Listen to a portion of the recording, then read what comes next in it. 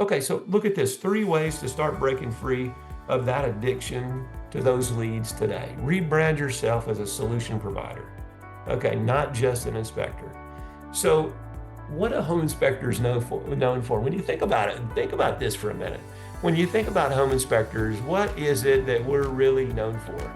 We identify problems, right? So you know what happens is when our team comes to me, and I say this to Beth too, and she knows it, I don't want you to come to me with a problem. I want you to come to me with an issue and a solution for that issue. Okay? I don't want to hear the problem. I understand problem. I want to hear what the issue is and what's your solution. Okay? So what happens is we can move ourselves away from being a problem finder to a solution provider. And when you become a property consultant, that becomes really easy. Okay, so it's rebranding. Everybody's, and you see any company rebrand or do this, that, or the other, it's a rebrand. Glenn, you and I have talked about a rebrand, and for your own company. And I mentioned this to you before you went on the canoeing trip. This is a perfect opportunity for you, even in Canada, to re-go. Now, Sitzer Burnett may not be as powerful there, but it is certainly the law of the land here. Nurture past clients and homeowners. They're your gold mine. You know what I found over the years coaching home inspectors? And I have been doing this so many years. I actually had a full head of hair and it was dark colored when I started this. So that's been many, many moons ago, almost 30 years now. So what happens is, because we're so busy getting new business every day, I mean, our revenue stream depends on us getting new business every day. So it's not like you just ignored your prior clients. The fact of the matter is, they were less valuable to you because you were having to go and go and go and get new every day. But what we missed is a gold mine, and I've been preaching this from the very beginning. The people that know you, like you, and trust you, and would give you business tomorrow have been ignored by home inspectors. Okay, to the most part, they've been ignored by you. Okay, so one-man shops that really value their their prior clients and stayed in touch with them probably get 40, 50, 60% of their business just from their prior clients. I had a client that got 80% of his business for his prior clients.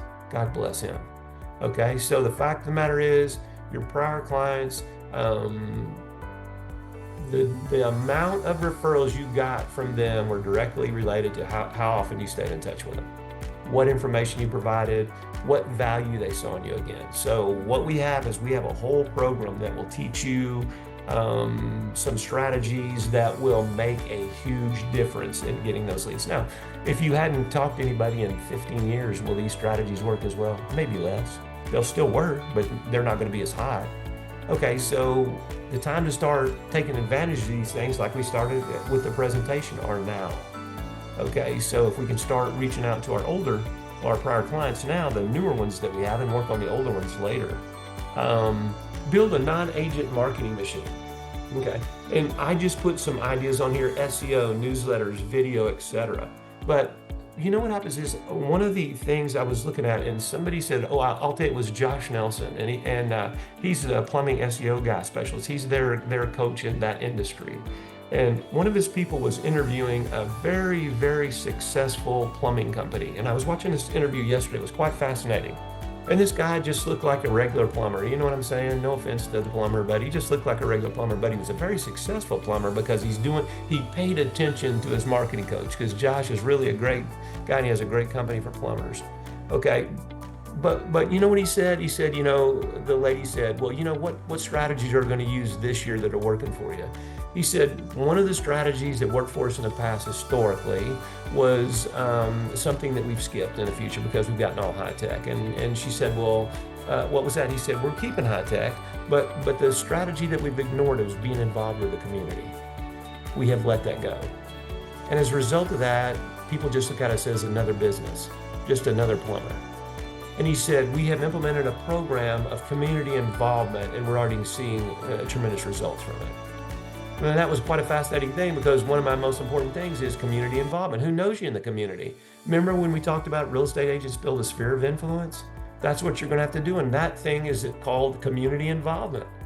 Okay, so if you're not willing to get out of your office and be involved in the community, I'm going to tell you, you're going to have a tough road to hoe, man. I mean, this ain't business as usual.